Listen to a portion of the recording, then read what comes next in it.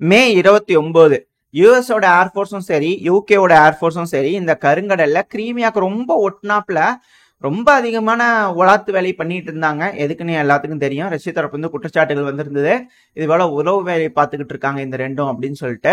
சரி okay, Bible என்னமோ பண்ண போறாங்க அப்படிங்கிறது ரஷ்யாவுக்கு முன்னாடியே தெரிஞ்சிருக்கும். பட் இருந்தாலும் ப்ரிப்பரா தான் இருந்திருப்பாங்க. ஆனா சில இடங்கள்ல பயங்கரமான தாக்குதல் உக்ரைன் செஞ்சுக்கிறாங்க. அதுக்கு ஏற்றபடியே மே 30 நைட்டுக்கு மேல மே 31 அதிகாலை இந்த சமயத்துல உக்ரைன் பல ட்ரோன்கள் மிசைல்களை வேவ் பை வேவா இந்த ரஷ்யாவோட கட்டுப்பாட்டுக்குள்ள இருக்கக்கூடிய கிரீமியா பகுதியிலையும் ரஷ்யாவோட தெற்கு பகுதியில் இருக்கக்கூடிய அந்த கிரீமியா பக்கத்துல இருக்கக்கூடிய ரஷ்யாவோட பகுதி இருக்கும் இல்லையா, அதையும் தாக்கிறதுக்காக நெப்டியூன் மிசைல்ஸ் ட்ரோன்கள்லாம் விட்டுருக்காங்க. இது சில இலக்குகள் அடைஞ்சிருக்கு அப்படிங்கிற சொல்லப்பட்டு வருது.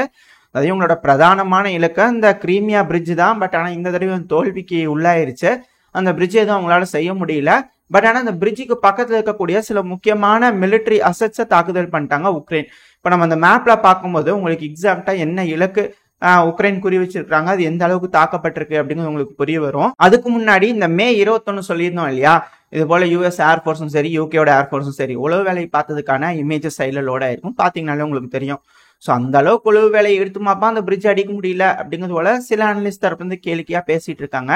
அது மட்டும் இல்லாம ரஷ்யாவுக்கு வந்து அது ஒரு ப்ரௌடா இருக்கும் இல்லையா, இப்ப வரைக்கும் இத்தனை நாடுகள் சேர்ந்து அந்த பிரிட்ஜ் உடைக்க முடியல அப்படிங்கிறது போல அது வந்து அவங்களுக்கான ஒரு ப்ரௌட் மூமெண்ட். இப்ப வரைக்கும் மேற்குலக நாடுகளால அந்த பிரிட்ஜை உடைக்க முடியல அப்படிங்கிறது யதார்த்தமான உண்மை. பட் ட்ரை பண்ணிக்கிட்டே இருக்காங்க. அது ஏதோ ஒரு சமயத்துல வீழும் பட்சத்துல மேற்குலக நாடுகள் அது ஒரு மிகப்பெரிய விசேஷமா பண்டிகையா கொண்டாடுறதுக்கு வாய்ப்புகள் அதிகம். என்ன நடக்குது அப்படிங்கறத பொறுத்து இருந்து பார்ப்போம். ஆனா இந்த தடவை மிஸ் ஆயிடுச்சு.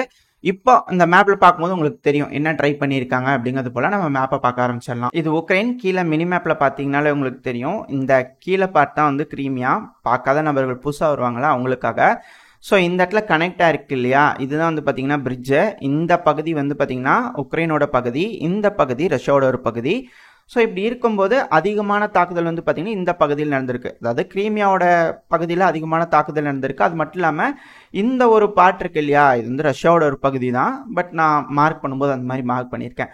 ஸோ இந்த இடத்துல தான் வந்து பார்த்தீங்கன்னா மிகப்பெரிய தாக்குதல் ட்ரை பண்ணிக்கிறாங்க. அவங்க நினச்ச அட்டாக்கே வந்து பார்த்தீங்கன்னா இந்த இடத்துல செஞ்சுருக்காங்க. நம்ம சேட்டலைட் வியூவில் மாற்றும் போது உங்களுக்கு தெரிய வரும். ஆக்சுவலாக இந்த கூகுள் மேப்பில் பார்த்தீங்கன்னாலே தெரியும். இந்த இடத்துல ஒரு ஷிப் இருக்கு இல்லையா, இது வந்து பார்த்தீங்கன்னா ட்ரெயின் ட்ராக்ல இருக்கக்கூடிய ஒரு ஷிப்பு, ட்ரெயின் ட்ராக் இருக்கக்கூடிய ஒரு ஷிப்பை நான் ரயில்வே லைன்ஸை மார்க் பண்ணியிருக்கேன். அதாவது உக்ரைனோட ரயில்வே லைன்ஸ் மட்டும் தான் மார்க் பண்ணியிருக்கேன். என்டையர் உக்ரைனுக்குமே இந்த எல்லோ கலரில் இருக்கிறது ஃபுல்லாகவே வந்து பார்த்தீங்கன்னா ரயில்வே லைன்ஸ், உக்ரைனோட ரயில்வே லைன்ஸ் பார்த்தீங்கன்னா தெரியும். ஸோ இந்த இடத்துல வந்து பார்க்கும்போது உங்களுக்கு தெரியும் ரயில்வே லைன் வந்து பார்த்தீங்கன்னா இந்த பகுதியில் வந்து கனெக்ட் ஆகிருக்கு. இது வந்து போர்ட் பகுதி. ஸோ இங்கே ஒரு ஷிப் இருக்கு இல்லையா, இன்கேஸ் இந்த பிரிட்ஜை உடச்சு விட்றாங்க அப்படிங்கிற பட்சத்தில், அதாவது இந்த பிரிட்ஜை உடச்சு விட்றாங்க அப்படிங்கிற பட்சத்தில் இந்த இடத்துல இருக்கக்கூடிய ஷிப்பை பயன்படுத்தி வேணுங்கிற வீரர்களையும் டாக் பண்ணி இந்த ஷிப்பை இந்த இடத்துல இருந்து ரஷ்யாவோட பகுதியில் இதே போல் இங்கே ஒரு இருக்கும். ஸோ இந்த இடத்துல வந்து டாக் பண்ணாங்கன்னா வீரர்கள் ஆயுதங்கள் இது போல் பல விஷயங்கள் வந்து ஈஸியாக பரிமாறிக்கலாம். ஸோ அதுக்காக இது போல் ஒரு இதை செஞ்சுருக்காங்க, ஒரு செட்டப் செஞ்சு வச்சுருந்துருக்காங்க. இப்போ என்ன நடந்திருக்குன்னா இந்த பிரிட்ஜ் அவங்களால அடிக்க முடியல, ஆனால் இந்த இடத்துல சேதப்படுத்திடலாம் அப்படிங்கிறது போல பெருமளவுல ட்ரை பண்ணி இந்த பகுதியில் சேதப்படுத்திக்கிறாங்க. அதுக்கான இமேஜஸ் வந்து சைடில் லோட் ஆயிருக்கும், பார்த்தீங்கனாலே தெரியும். அது மட்டும் இல்லாமல் இந்த ரஷ்யாவோட கட்டுப்பாட்டுக்குள்ள இருக்கு இல்லையா, அந்த இடத்துல ஒரு ஆயில் டிப்போ இருக்கு. மேப்லேயே காட்டுறேன், உங்களுக்கு பார்த்தீங்கன்னா தெரியும். ஸோ இந்த பகுதி தான் இங்க ஒரு ஆயில் டிப்போ மாதிரி இருக்கு. இந்த ஆயில் சேகரிக்கக்கூடிய ஒரு விஷயம். இந்த இடத்துல வந்து ட்ரோன் தாக்குதல் நடந்திருக்கு. ஸோ இந்த ட்ரோன் தாக்குதல்னால அந்த ஆயில் ஸ்டோரேஜ் வந்து பாத்தீங்கன்னா அதிக அளவில் பாதிப்படைஞ்சிருக்கு அப்படிங்கிற சொல்லப்பட்டு வருது. அதுக்கான வீடியோ பதிவுகள்லாம் வந்துகிட்டு இருக்கு. ஸோ இதை எல்லாத்தையும் வச்சு பார்க்கும்போது அவங்க குறி வச்சது என்னமோ பிரிட்ஜுக்கு தான், ஆனா இந்த தடவை முடியலையே, ஃபெயிலியரா போச்சே அப்படிங்கிறது போல இருக்கும்போது மேற்குலக நாடுகளுக்கு கொஞ்சம் இதா இருக்கும் இல்லையா, கரிக்கும் இல்லையா. ஸோ அந்த ஒரு நாளை வந்து பார்த்தீங்கன்னா உக்ரைன் நிதியாக செஞ்சு விடுமேன்னு சொல்லிட்டு அந்த ஒரு ஷிப்பை டேமேஜ் பண்ணி விட்டுருக்காங்க. பார்ப்போம் இனி எத்தனை நாளுக்குள்ள அந்த ஷிப்பை ரெடி பண்ணி ரஷ்யா வந்து அதை ரெடி பண்ணுறாங்க அப்படிங்கிறது போல. ஏன்னா அது ஒரு முக்கியமான ஒரு விஷயம் தான். ஆனால் இதுக்கு மேலே இந்த பிரிட்ஜ் உடஞ்சாலும் ரஷ்யாவுக்கு கவலையே கிடையாது. ஏன் அப்படின்னா அந்த ரயில்வே லைன் போட்டுக்கிட்டு இருந்தாங்க இல்லையா, அந்த ரயில்வே லைன் வந்து இப்போ ரெடி பண்ணிட்டோம் அப்படிங்கிறத சொல்லப்பட்டு வருது. ரஷ்ய தரப்பு செய்திகள் வருது, அதுக்கான இமேஜஸ் சைடில் லோட் ஆயிருக்கும், பார்த்தீங்கனாலே தெரியும். ஃபுல் கனெக்டிவிட்டி கிரீமியாவோட பிரிட்ஜ் ஃபுல்லா அழிஞ்சிருச்சுன்னா கூட, இப்ப நம்ம காமிச்சிருந்தோம் இல்லையா அந்த ரயில்வே செட்டப் முழுசும் அழிஞ்சிருச்சுன்னா கூட ராஸ்டவான் டவுல இருந்து கிரீமியா வரைக்கும் ஒரு மிகப்பெரிய ட்ரெயின் பாதையை வந்து போட்டு இணைச்சாச்சு அப்படிங்கிற சொல்லப்பட்டு வருது. இப்ப நான் மேப்ல காட்டுறேன், அப்போ இணைக்கிறதுக்கான பாதை வந்து எந்த இடத்துல இருக்கு அப்படின்னு சொல்லிட்டு. இந்த மேப்ல எல்லோ கலர்ல மார்க் ஆயிருக்கு எல்லாமே ரயில்வே லைன்ஸ். ஸோ அது உங்கள் அண்டர்ஸ்டாண்டிங்காக. இப்போ இந்த புதுசாக ஒரு எல்லோ கலர் லைன், டிஃப்ரெண்ட்டான எல்லோ லைன் இருக்கு இல்லையா, இது வந்து நியூவாக கன்ஸ்ட்ரக்ட் பண்ணப்பட்ட ஒரு லைனு. அது மட்டும் இல்லாமல் இந்த லைன்லேருந்து எக்ஸ்டென்ஷனாக இன்னொரு லைனையும் வரைஞ்சிக்கிட்டு இருக்காங்க. பட் அதுக்கான லொக்கேஷன் நம்மளுக்கு எக்ஸாக்டாக கிடைக்கல. ஸோ லொக்கேஷன் கிடைக்கும்போது அடுத்த பதிவில் பார்ப்போம். பட் ஆனால் இந்த இடத்துல லிங்கிங் லைன் நம்மளுக்கு பார்த்தாலே தெரியும் இல்லையா, மற்ற இடத்துலலாம் ரயில்வே லைன் ஆட்டோமேட்டிக்காக இருக்குது. லிங்கிங் லைன் வந்து பார்த்தீங்கன்னா இந்த பகுதியில் குறிப்பாக இந்த நோவோசில்கா, இங்கே ஒரு நோவோசில்கா இருக்கு இல்லையா, ஸோ இந்த வழியாக போயிருக்கு. ஆக்சுவலி இதோட முடிஞ்சிடும். ஸோ அதுக்கப்புறம் வந்து இப்போ புதுசாக இந்த ரயில்வே லைனை போட்டிருக்கனால ஈஸியாக ரஷ்யா வந்து ராஸ்டவன் டவுட் பகுதியிலேருந்து கிரீமியாவுக்கு வேணுங்கிற சப்ளைஸை இதுக்கு மேலே எந்த ஒரு தங்கு தடையுமே இல்லாமல் கொண்டு போயிடலாம் அப்படிங்கிற சொல்லப்பட்டு வருது. கிரீமியா பிரிட்ஜ் இதுக்கு மேலே அடித்தாலும் பிரச்சனை இல்லை. ஆனால் ரஷ்யாவை பொறுத்த வரைக்கும் அது கௌரவமான ஒரு மூமெண்ட். என்னைக்கு வந்து இதை அடிச்சுட்டு மேற்குலக நாடுகள் கொண்டாட போகிறாங்க அப்படிங்கிறத பார்ப்போம். இல்லை ரஷ்யா அது எல்லா தடையுமே தடுத்து நிறுத்திடுவாங்களா அப்படிங்கிறதையும் பார்ப்போம் என்ன நடக்க போகுதுன்னு சொல்லிட்டு. சரி, ஓகே. உக்ரைன் கிரீமியா பகுதியில் தாக்குதல் பண்ணிக்கிறாங்க. அதுக்கு பதிலுக்கு ரஷ்யா எதுவுமே செய்யலையா அப்படின்னு கேட்டிங்கன்னா, ரஷ்யா உக்ரைனோட கேபிட்டலான கீவ்ல சில தாக்குதல் பண்ணிக்கிறாங்க. அதுவும் குறிப்பா க்ளோவ்ஸ்கி அப்படின்ற ஒரு பகுதி, கீவ்ல இருக்கக்கூடிய ஒரு டிஸ்ட்ரிக்ட், அந்த பகுதியில ஒரு இண்டஸ்ட்ரியல் ஃபெசிலிட்டியை வந்து தாக்குதல் பண்ணிக்கிறாங்க. ஒரு மிகப்பெரிய வெடி விபத்து நடந்திருக்கு. அது கூடவே அப்படி தாக்குதல் பண்ணும்போது 2-3 ட்ரோன்கள் வரும்போது தாக்கியிருப்பாங்க இல்லையா உக்ரைன் தரப்புல இருந்து, அது உதிரிபாங்கள் வேற பக்கத்துல விழுந்து அங்க இருக்கக்கூடிய மக்கள் வாழும் குடியிருப்பு பகுதியிலையும் விழுந்து வெடிச்சிருக்கு அப்படிங்கிற சொல்லப்பட்டு வருது. அதுக்கான வீடியோ பதிவுகள்லாம் வந்திருக்கு, சைலோட இருக்கும், பாத்தீங்கன்னாலே தெரியும். ஸோ இருதரப்புலையும் மாறி மாறி தாக்குதல் பண்ணிக்கிறாங்க. இங்க பாரு, தொட்டினா நீ கெட்ட அப்படிங்கிறது போல கிரீமியாவே தாக்குதல் பண்ணி ஒரு மிரட்டல் விட்டுருக்காங்க ரஷ்யா. ஸோ இதுக்கு எப்படி வந்து உக்ரைன் தரப்பு வந்து ரெஸ்பாண்ட் பண்ண போறாங்க அப்படிங்கிறது பொறுத்து வந்து பார்ப்போம். இப்போ இது எல்லாத்துக்கும் மேல ஒரு புதுவிதமான ஒரு அனௌன்ஸ்மெண்ட், எதுக்காக இது இப்படி வந்தது அப்படிங்கிறது தெரியல. பெலருஸ் தரப்புல இருந்து தான் இந்த அனௌன்ஸ்மெண்ட் வந்திருக்கு. இந்த பெலருஸ்ல இருக்கக்கூடிய இந்த வேக்னாரோட கோட்டை அப்படின்னு அழைக்கப்படுது இல்லையா, முன்னாடி வந்து பாத்தீங்கன்னா இந்த பெலருஸ்ல இந்த வேக்னார் படை, இந்த பிரிகோஜின் அவர்களோட மரணத்துக்கு கொஞ்சம் முன்னாடி வந்து பாத்தீங்கன்னா கேம்ப் அடிச்சுட்டு இருக்காங்க பெலருஸ்ல எல்லாம் போய். அதுவும் குறிப்பா உக்ரைனோட கேபிட்டலான கீவுக்கு மேல இருக்கக்கூடிய ஒப்லாஸ்ட்ல கேம்ப் அடிக்கிறாங்க அப்படின்னு சொல்லியிருந்தோம் இல்லையா.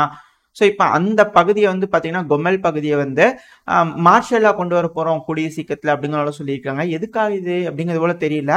மேபி இதை வந்து மார்ஷலாக கொண்டு வந்து இந்த பகுதியிலேருந்து இதுக்கு மேலே உக்ரைனை தாக்குதல் பண்ணும் அப்படிங்கிறத சொல்லுவாங்களா, இல்லை புதுசாக ஒரு நபர் வந்திருக்கிறா இல்லையா விக்டர் யானுகோவிச் அவர்கள், அவர் கையில் புறப்படுச்சு இது இனிமேல் உன்னோட பார்த்து நீயாச்சும் உக்ரைன் ஆச்சு என்னமோ பண்ணிக்க அப்படிங்கிறதோட ஒப்படைச்சிருவாங்களா அப்படிங்கிறது தெரியல. ஸோ என்ன நடக்க போகுது அப்படிங்கிறது பார்ப்போம். இந்த கொமெல் எங்க இருக்கு அப்படின்னு கேட்டீங்கன்னா, இந்த கொமெல் பகுதின்றது பெலருஸ்க்கும் ரஷ்யாவுக்கும் உக்ரைனுக்கும் பொதுவா இருக்கக்கூடிய ஒரு பகுதி. நான் இப்போ அந்த மார்க் பண்ணி காட்டுறேன். இந்த ரெட் கலர்ல மார்க்கா இருக்கு இல்லையா, இதான் இந்த கொமெல் டிஸ்ட்ரிக்ட்னு சொல்லிட்டு. ஸோ இந்த பகுதியை வந்து மார்ஷல்லா கொண்டு வரதா சொல்லியிருக்கிறாங்க. இந்த பகுதியிலேருந்து ரஷ்ய வீரர்கள் ஈஸியாக முன்னேற முடியும். ரொம்ப அதிகமான வாய்ப்புகள் அதிகம். ஏன்னா 100 கிலோமீட்டர் தான் தோராயமாக வரும். இந்த இடத்துலேருந்து சேர்னிஹிவ் போயிட்டு உள்ளே வந்தாலுமே அவ்வளோதான் கிலோமீட்டர் வரும். இல்லை இந்த இடத்துலேருந்து நீங்கள் கீவுக்கு வந்தாலும் இருபுறத்துலேருந்து வந்து பார்த்தீங்கன்னா உக்ரைனோட கேபிட்டலான கீவ் வந்து தாக்குதல் பண்ண முடியும். அதுவும் சேர்னிஹிவ்ன்ற ஒரு மிகப்பெரிய சிட்டியை வந்து பார்த்தீங்கன்னா ஈஸியாக ரஷ்யாவும் கட்டுப்பாட்டுக்குள்ள எடுத்துக்க முடியும். ஸோ எடுத்துக்கிட்டு இதுக்கப்புறம் ஃபர்தராக ஆப்ரேஷன் இந்த கீவை நோக்கி சுற்றி வளைக்கிறதுக்கு ரொம்ப அதிக அளவில் இந்த கொமெல் பகுதி உதவும். இதனால ரஷ்யாவும் வந்து பார்த்தீங்கன்னா இந்த கொமெலுக்கு உதவ முடியும். ஏன்னா இந்த இடத்துல உங்களுக்கு பார்க்கும்போதே தெரியும், பிரியான்ஸ்க் பகுதியிலேருந்து ஈஸியாக கொமெலுக்கு வந்து சப்ளைஸ் கொடுக்க முடியும்.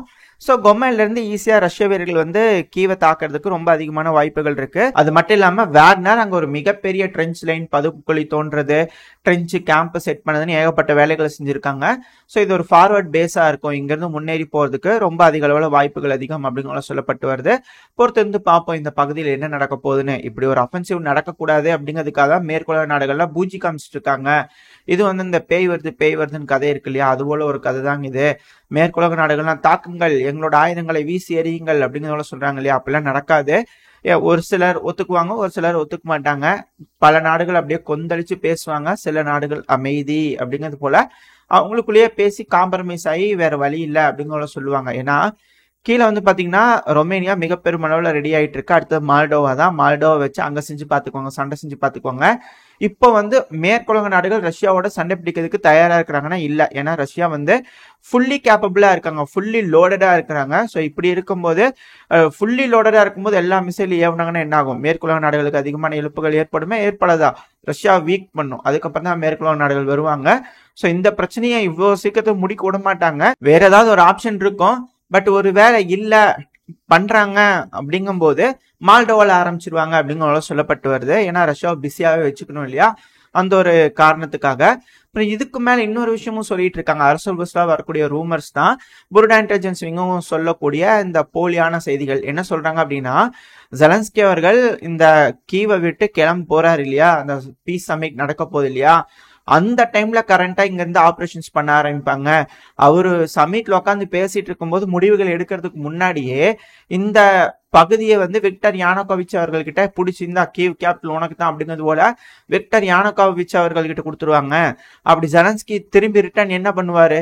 ஏன்னா அவரே இல்ல, இங்க எலெக்ஷன் நடக்கல, அவர் மார்ஷல்ல பயன்படுத்தினா அவரு நீடிச்சுக்கிட்டு இருக்காரு. இப்ப இங்க வர புதுசா அதிபர் நான் தான் கீவுக்கு அப்படிங்கிறத சொல்லிட்டாரு அப்படின்னா, உக்ரைனோட பிரசிடென்ட்டுக்கு சப்போர்ட் பண்றதா, கேபிட்டலை பிடிச்சிட்டாங்க, இப்ப அவருக்கு சப்போர்ட் பண்றதா இல்ல எப்படி அப்படிங்கிறது போல யோசனை வந்துடும் இல்லையா. அதனால ஃப்ரண்ட் லைன்ல அதிக அளவுல வந்து வீழ்வதற்கு வாய்ப்புகள் அதிகம், ஃப்ரண்ட் லைன் ஃபுல்லாவே கொலாப்ஸ் ஆகிறதுக்கு வாய்ப்புகள் அதிகம் அப்படிங்கிறத சொல்லப்பட்டு வருது. ஸோ பொறுத்து இருந்து பார்ப்போம். சமிட் என்ன ஜூன் மாசம் நடக்க போகுது, அதுக்குள்ள என்னென்ன மாற்றங்கள்லாம் நடக்க இருக்கு அப்படிங்கறத பொறுத்து இருந்து பார்ப்போம். இதோட இந்த பதிவை நம்ம முடிச்சுக்கலாம். இந்த பதிவு எப்படி இருந்துச்சு, உங்களுக்கு பிடிச்சிருக்கா? பிடிச்சு நான் லைக் பண்ணிட்டு உங்க ஃப்ரெண்ட்ஸ் அண்ட் ஃபேமிலியோட ஷேர் பண்ணிக்கோங்க. அது கூட மறக்காம இந்த பதிவு பத்தின உங்களோட கருத்துக்களை கமெண்ட் செக்ஷன்ல சொல்லுங்க. இந்த பதிவு நல்லா இருக்குன்ற நம்பிக்கையில் அடுத்த பதிவில் உங்களை சந்திக்கிறேன். அது வரைக்கும் ஸ்டே சேஃப். பை.